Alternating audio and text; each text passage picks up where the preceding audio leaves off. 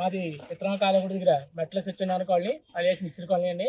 మాకు గత ఎన్నో సంవత్సరాల నుంచి ప్రతి వేసవకాలం మాకు కరెంటు సప్లై చాలా దారుణంగా ఉంటుంది పరిస్థితి. ఈ రోజున నిన్న ప్రతి సంవత్సరం అదే జరుగుతుందండి.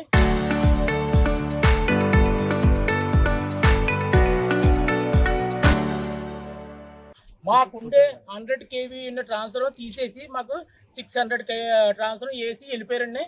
ఈ రోజు నిన్న రోజు నుంచి మాకు కరెంట్ లేదండి. రాత్రి అసలు తెల్లవారులు కరెంట్ లేదండి. మా కుర్రోళ్ళు 8 మంది ఆల్రెడీ ఇక్కడ మేడం గారు ఫోన్ చేసి వచ్చారు, లైన్మెన్ వచ్చేసారు. రాత్రి 12 ఉండి వెళ్ళిపోయారు. అక్కడికి 8 మంది కుర్రోళ్ళు, మా కుర్రోళ్ళు 8 మంది నుంచి అలాగే ట్రిప్ వేసింది. మేము తెల్లవారులు పొద్దున్న తెల్లవారుజాము 4 గంటల వరకు ట్రిప్ వేసి కూర్చున్నాం అందరం. ప్లస్ రేపు పొద్దున్న రాత్రి ఏమన్నారు లైన్మెన్ గారు, పొద్దున్న వచ్చి మీకు అన్ని సెట్ చేసి వెళ్తా ఉన్నారు. కనీసం స్పందించలేదు మాకు అస్సలు లేదు. ఇందాక మధ్యాహ్నం 1 గంట కరెంట్ పోయింది, సాయంత్రం 4:30, 5 వరకు కరెంట్ లేదండి అసలు మాకు. మళ్ళీ సరే వచ్చారండి, మళ్ళీ వేసి ట్రిప్ వేసి వెళ్ళిపోయారు. మళ్ళీ వచ్చిన తర్వాత లైన్మెన్ గారు వచ్చి ఇక నేను రానయ్యా, నాకు పిల్ల ఉన్నారు అని లైన్మెన్ కూడా రానని చెప్పారు. అలాగే మా కాలనీలో అందరి ఇంటికి ఏసీలు ఉంటాయి, మాకు ఏసీలు ఉన్నాయి, అందరికి ఏసీలు ఉన్నాయి.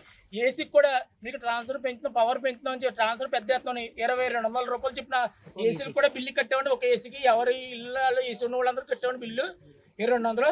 ఈ రోజున 1 గంటకు వచ్చినాం కదా, ఈ ఆళ్ళ ఇందాక ఫోన్ చేస్తే మేము రామని చెప్పారు. అసలు ఇప్పుడు ఫోన్ చేస్తే ఇప్పుడు కూడా కరెంట్ లేదండి మాకు కాలనీకి. అసలు ఇప్పుడు వచ్చి చంటి పెట్టలు ఉన్నారు సూదులు పిల్లలు. మన పురుడు పూసిన మా ఇంటి ఉండే ఆ పిల్ల సెలవులకు వచ్చిన పిల్లలందరూ నాన్న తంటలు పడి ఇది ఊరా ఏంటా అన్న టైపులో మాట్లాడుతున్నారండి మన అమలాపురం గురించి. ఇదే కరెంటా? ఇది అమలాపురం అండి, అమలాపురం ఇదేనా ప్రభుత్వం చేసిందండి?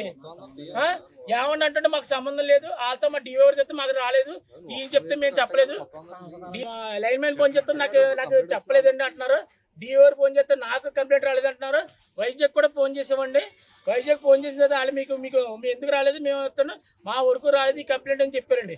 కానీ ఇప్పుడు కూడా మా కాలనీలో అసలు కరెంటే లేదు. ట్రాన్స్ఫర్ ఏమన్నట్టు ట్రిప్ ప్రతిదానికి ట్రిప్ అండి. ఇంతేనా?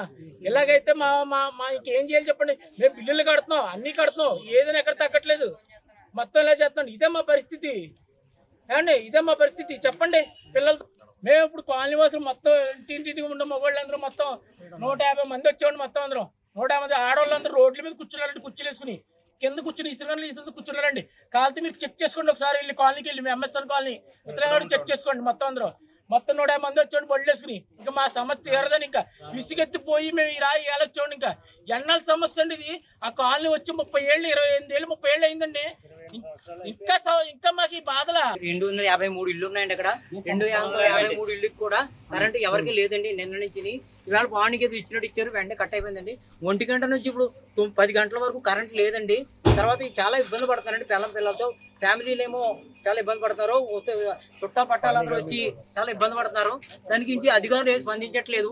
తర్వాత ఏమో లైన్మెన్ గారిని అడిగి ఏమంటే పొద్దు నుంచి మీరు ఏం చేశారు ఏంటంటే నేను రానయ్యా నేను చేయనయ్యా అని ఆయన కొద్దిగా సీరియస్ గా మాట్లాడుతున్నారు. దీనికి అధికారులు స్పందించి సరే నిర్ణయం తీసుకుంటారని మేము మా కాలనీ తరఫున కోర్టుకి ప్రార్థిస్తాం.